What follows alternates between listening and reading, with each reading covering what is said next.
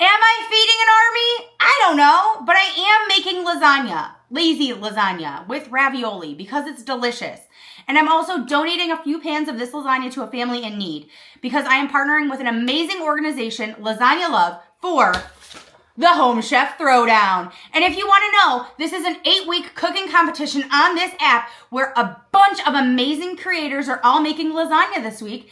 And we are going head to head to see whose recipe is the best. And if you want to vote for me after you watch this entire video, click the link in my bio and you can vote for me. And all of the proceeds from the voting go straight to Lasagna Love, which is an organization that hooks people up who are able to provide meals with people who need meals. And that is something we are doing today. The only rule today in this challenge is that I must use Ragu pasta sauce. Thank you, Ragu, for sponsoring this video. And the love sauce from Lasagna Love. And you can click the link in this video if you want to grab some of this amazing sauce. Let's do this. We are going to start with a giant pot because we are making enough lasagna for them and us. This is what we're eating for dinner tonight too. I have here 2 pounds of ground beef going into my pot.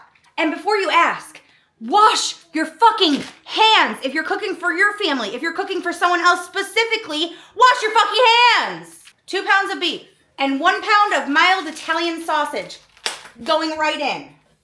Peel the paper off. Chop this up as aggressively as humanly possible. So aggressive that your hair starts to come out of your ponytail. Let me fix that.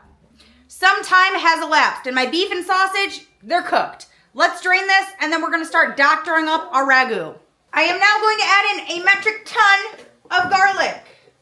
There's a lot of meat, you need a lot of garlic. We're also going to use easy onion. A hefty amount of that as well. I'm going to add in a few jars of ragu kettle cooked. If you have not had these, just know they don't need much. They are so good. I really, truly like these. And if you have a jar that's hard to open, spank it. We're gonna see how many jars we need. Thank God Ragu sent me an entire case. And we are going to use a little water to get the remnants out. We don't leave any waste here. Now you could let this simmer for hours. You could let it simmer for minutes. We're gonna go for minutes here because it's lazy lasagna and I ain't got the time. It's already 7:30 at night. I took a nap today. My sauce has been simmering for some time. I have pans that are freshly washed and dried, ready to go. I am feeding 2 people. So I figured instead of making 1 giant pan of lasagna, I would make them 2. And I have 2 pans here in case they need an extra pan and also because this isn't sturdy enough. I am going to start by spraying my pans. Is it necessary? Probably not, but I don't want anybody to deal with any crap with this, okay? So as any lasagna starts, even lazy lasagna, you start with your sauce in the bottom of the pan. My sauce is very meat forward. You could do this meatless. It would be cheaper and quicker, and you probably wouldn't even have to heat up the sauce if you did not want. Now, I par cooked my ravioli, and I put some garlic butter in there so they wouldn't stick together. We're gonna see if that worked. And before you ask, yes, I did clear it with the person that they're not allergic to anything. You can also sign up to be a Lasagna Love volunteer if you want, if you feel so moved to gift a family in need a hot meal.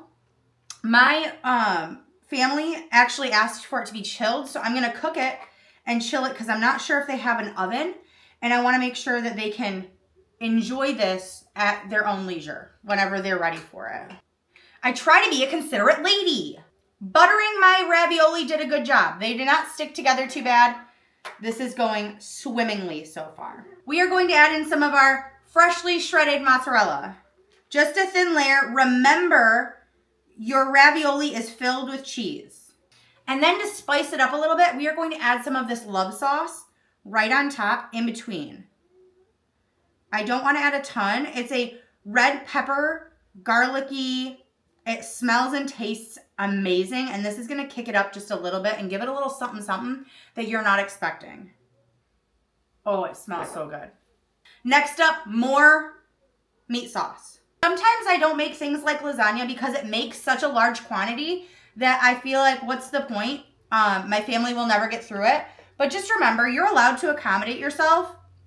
And if that means making smaller pans of lasagna and freezing them so you don't have a crazy amount of leftovers and get burnt out on it, you can do that. There are literally no rules in this life. You are the adult. You can do whatever the hell you like.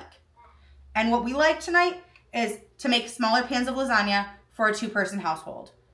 It is possible that I cooked too much ravioli. We're going to add a thin layer of our meat sauce because I feel like a good lasagna is saucy. And more cheese. A hefty amount this time. The wonderful thing about this is everything in here is cooked. The ravioli was par cooked, and the sauce is obviously fully cooked.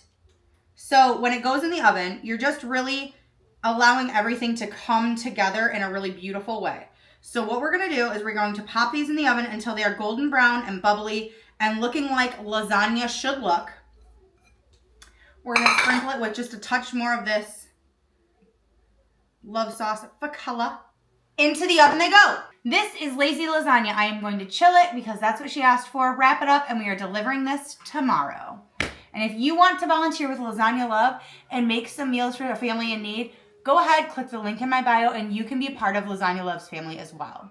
Follow along for more Home Chef Throwdown, because next week, everyone's going down.